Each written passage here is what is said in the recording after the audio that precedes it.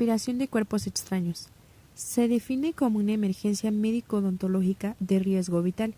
Un cuerpo extraño corresponde a cualquier objeto de origen biológico o inerte introducido involuntaria o voluntariamente a un lugar del organismo que no le corresponde, impidiendo su normal funcionamiento, pudiendo ser aspirados a laringe, tráquea, bronquios o bien ingeridos a esófago. La muerte por asfixia secundaria a la aspiración de cuerpos extraños es la cuarta causa más común de muerte accidental en Estados Unidos y responsable de más de 17,000 consultas a los servicios de urgencias. 5.5% de los cuerpos extraños en vía aérea y digestiva tienen origen dental. Emergencia por aspiración de cuerpos extraños en la consulta odontológica. Fases de la obstrucción completa de la vía aérea. Primera fase, de 1 a 3 minutos. El paciente se muestra consciente, con signos de asfixia, respiración paradójica de lucha, sin movimientos de aire o voz, hipertensión y taquicardia. Segunda fase, de 2 a 5 minutos. Y conciencia, depresión respiratoria, hipotensión y bradicardia. Tercera fase, de 4 a 5 minutos. Dilatación pupilar, coma o bien paro cardiorrespiratorio. Protocolo de manejo clínico ante una emergencia por aspiración de cuerpos extraños. El odontólogo deberá mostrar tranquilidad e informar del accidente ocurrido. Posteriormente, deberá tranquilizar al paciente e inspirar confianza para explicar los procedimientos a realizar. Técnicas básicas para obtener una vía aérea permeable en pacientes conscientes. Extensión de la cabeza y elevación del mentón. Se coloca una mano en la frente del paciente y con suavidad se inclina hacia atrás. Las puntas de los dedos de la otra mano se colocan en el borde inferior de la mandíbula y se eleva el mentón. Maniobra de Helmholtz. El operador deberá situarse detrás del paciente con los brazos debajo de las axilas rodeando el tórax. Colocar el puño de la mano diestra en la línea entre el estómago y el apéndice xifoides. Se rodea el puño con la mano libre efectuando compresiones abdominales de abajo hacia arriba cuantas veces sea necesario para expulsar el cuerpo extraño. Técnicas básicas para obtener una vía aérea permeable en pacientes inconscientes. Se deberá colocar al paciente en posición horizontal con la boca hacia arriba. Se abrirá la vía aérea de este y el operador deberá ubicarse a horcajadas a nivel de la cadera del paciente. Se colocará el talón de la mano diestra en la línea entre el estómago y el apéndice xifoides, situando la mano contraria sobre esta, realizando compresiones hacia adentro. El asma es un trastorno crónico inflamatorio caracterizado por una obstrucción reversible de vías aéreas. Se estima que afecta al 5% de los adultos y al 10% de los niños, entre el 3 y el 20% en el mundo respectivamente. El asma es una enfermedad de gente joven, así la mitad de los casos se presentan antes de los 10 años y una tercera parte antes de los 40. La clasificación del asma se da en clasificación etiológica y en clasificación por gravedad. La clasificación etiológica comprende al asma extrínseca, que es la alérgica. Se presenta en niños y adultos jóvenes. Muchos de estos pacientes tienen un componente alérgico. El asma intrínseca, que es idiopática, no alérgica, es frecuente en personas menores de 35 años de edad y es de etiología endógena. El asma inducida por fármacos como el ácido acetilsalicílico, los AINES, los betabloqueadores, entre otros. El asma inducida por ejercicio, que es usual en niños y aunque se desconoce su fisiopatología, los cambios de temperatura, como en la exposición al aire frío, provocan hiperreactividad bronquial. Y el asma relacionada con infecciones, que se presenta como una respuesta inflamatoria a virus, bacterias y hongos. Su clasificación por gravedad es leve intermitente cuando se tienen síntomas 2 veces a la semana, leve persistente cuando los síntomas se dan más de 2 veces por semana pero una vez por día, moderada persistente cuando los síntomas son diarios y la grave persistente cuando hay síntomas continuos. El cuadro clínico del asma se da por los síntomas clásicos que son tos, disnea y sibilancias.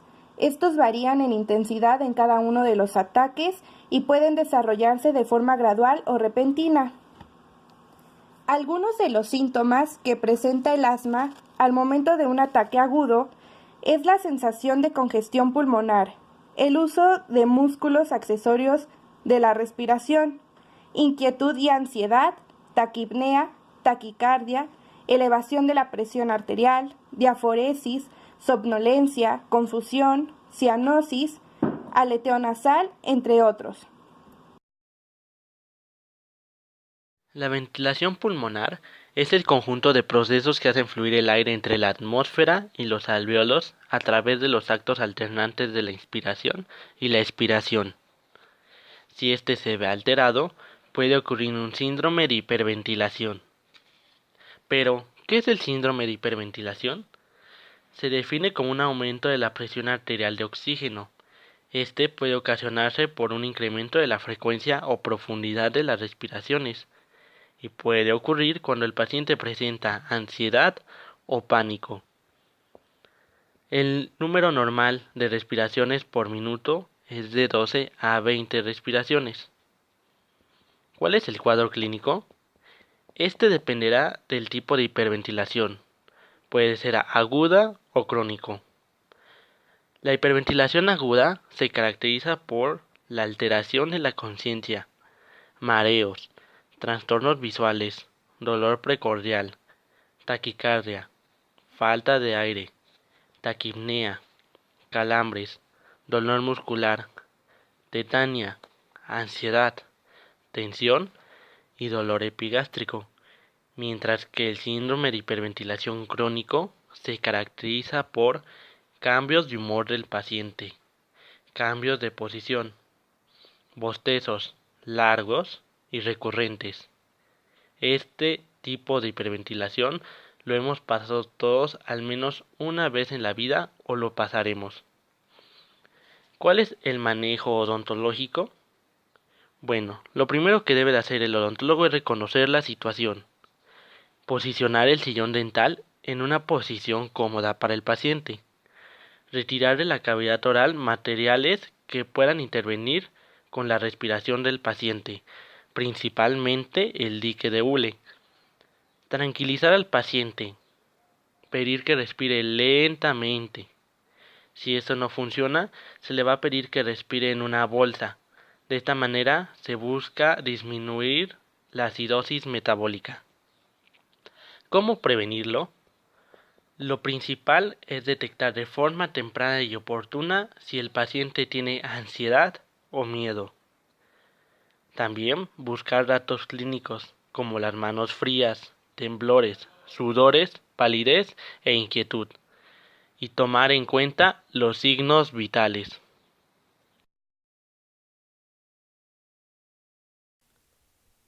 La caries dental es la destrucción del esmalte, la capa dura externa de los dientes. Puede ser un problema para niños, adolescentes y adultos.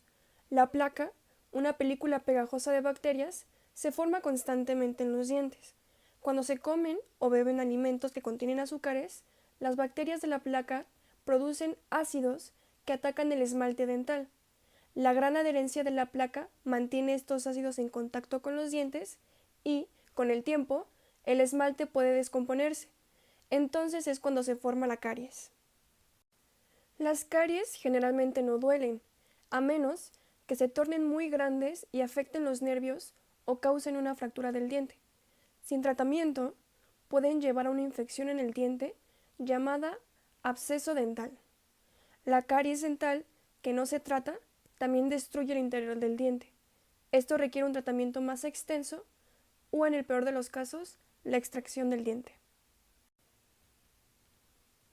Puede no haber síntomas. Si se presentan, pueden incluir sensación dolorosa en los dientes, sobre todo después de consumir bebidas o alimentos dulces, fríos o calientes, y agujeros visibles en los dientes.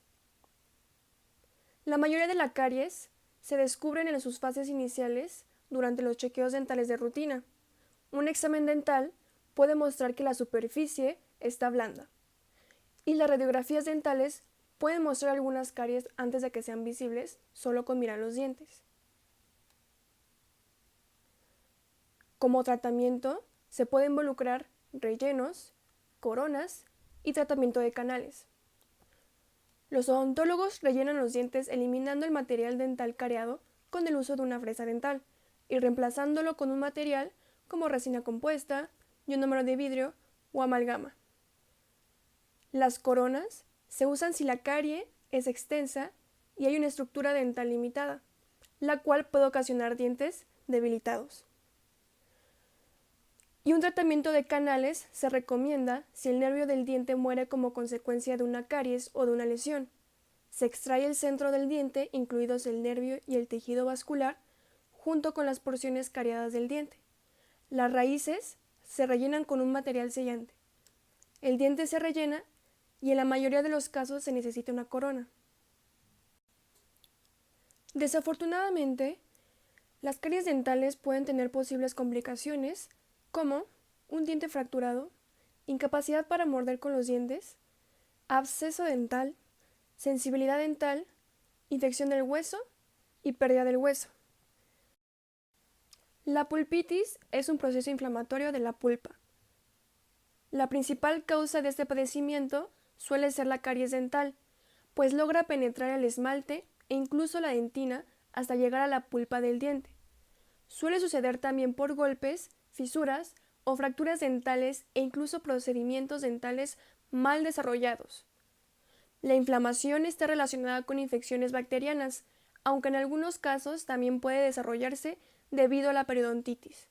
Al sufrir de inflamación, la pulpa comienza a verse presionada en la cavidad oral, ejerciendo presión sobre los tejidos y los nervios. Esta presión causa dolor, dependiendo del grado de hinchazón.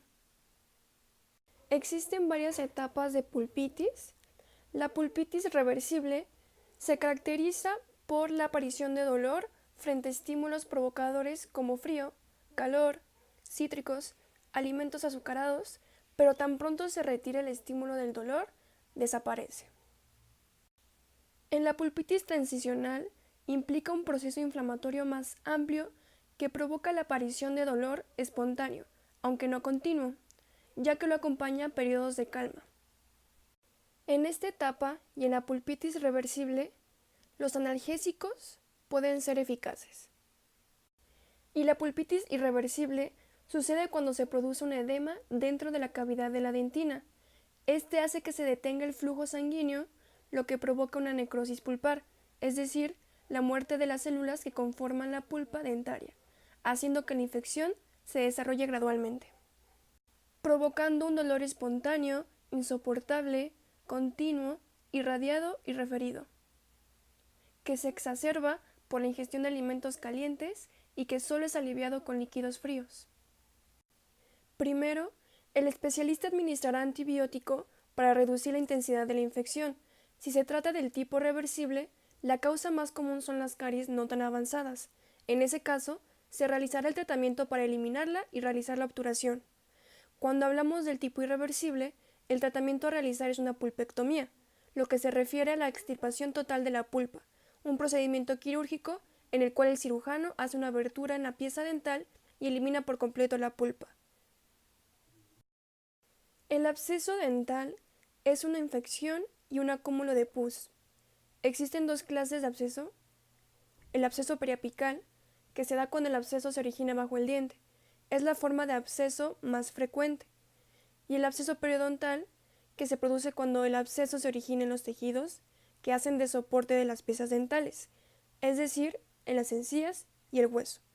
En cualquier caso, estos dos tipos de absceso tienen su origen en la acumulación de bacterias en la boca fruto de diversos factores, como una higiene dental deficiente y tomar mucho azúcar. Estos se pueden extender a la boca, la cara, la mandíbula o la garganta. Y los síntomas son dolor severo y continuo, a veces en forma de punzadas fuertes, inflamación de la boca o de la encía, enrojecimiento de la boca o la cara, gran sensibilidad de los dientes del calor o al frío, dolor al masticar o al tocar el área afectada, inflamación de los ganglios del cuello, sabor amargo en la boca y mal aliento, una llaga abierta de donde sale pus, inflamación en el área de la mandíbula superior o inferior, dificultad para abrir la boca o tragar y malestar general. Ante la menor sospecha de tener un absceso dental, lo mejor que se puede hacer es acudir al dentista, ya que él es el especialista que sabrá qué es lo que hay que hacer. Y es que hay que tener en cuenta que los abscesos no mejoran por sí solos. El tratamiento suele comenzar con el drenaje del pus mediante tratamiento endodóntico, la eliminación de la parte afectada de la pieza dental o mediante la aplicación de tratamiento periodontal. Siempre se utiliza anestesia local antes de proceder, por lo que el tratamiento no es doloroso. Tras el tratamiento, la infección desaparecerá y el empleo de antibióticos ayudará a aliviar los molestos síntomas. Si no se elimina completamente la pus, la infección se extenderá a la parte inferior de la boca o al cuello y puede afectar las vías respiratorias y impedir la respiración, constituyendo entonces una amenaza para la vida. Gingivitis inducida por placa. Es una inflamación de la encía debido a cambios morfológicos gingivales causados por la existencia de irritantes microbianos derivados de la placa dental, materia alba y cálculo dental. Los factores desencadenantes principalmente son microorganismos bacterianos, escasa higiene oral, tabaquismo, pero también existen factores anatómicos y locales que pueden favorecer el acúmulo de placa, como lo son el uso de prótesis y de este modo aumentar las posibilidades de desarrollar gingivitis. Las manifestaciones clínicas que afectan a la encía son eritema, edema, sangrado, sensibilidad y agrandamiento. La gingivitis sin tratar puede transformarse en una enfermedad de las encías y extenderse al tejido y hueso adyacentes, denominado periodontitis, que es una enfermedad mucho más grave que puede llevar a la pérdida de los dientes. El control de placa por parte del paciente es imprescindible para el mantenimiento a largo plazo de los resultados del tratamiento. La eliminación profesional de cálculo y placa por medio de profilaxis o tractectomía, ya sea con instrumentos mecánicos, sónicos, ultrasónicos o manuales, es por consiguiente el siguiente paso de nuestra terapia. Periodontitis. La enfermedad periodontal, denominada comúnmente piorrea o periodontitis, es considerada una enfermedad infecciosa inflamatoria que, de acuerdo con el grado de compromiso, pueden llevar a la pérdida total de los tejidos de soporte del diente. De etiología bacteriana, que afecta al periodonto, que es el tejido de sostén de los dientes, constituido por la encía, el hueso alveolar, el cemento dentario y el ligamento periodontal. Los síntomas de la enfermedad de las encías incluyen halitosis, eritema y edema, encías muy sensibles o sangrantes, dolor al masticar, movilidad dentaria, sensibilidad dental, recesión gingival. Se clasifica en dos: periodontitis crónica y periodontitis agresiva. Periodontitis crónica es la inflamación de la encía y el periodonto de soporte, afectando de forma significativa el tejido conectivo gingival. Como resultado patognómico observamos inflamación, sangrado al sondaje, formación de la bolsa periodontal, pérdida de inserción y pérdida ósea radiográfica. Periodontitis agresiva. Se presenta generalmente en sujetos menores de 35 años, pero se sugiere que puede presentarse a cualquier edad. La velocidad de destrucción periodontal es rápida dado que comienza temprano en la vida, pero el análisis no debe basarse solamente en la edad, sino en hallazgos clínicos, radiográficos, historia familiar y personal y ayudas de laboratorio.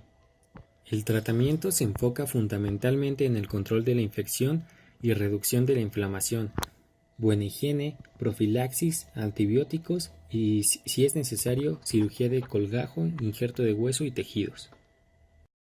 Pericoronitis. La pericoronitis es un proceso infeccioso agudo de los tejidos blandos que rodean a la corona de un diente semirupcionado, causada por los propios gérmenes de la flora oral.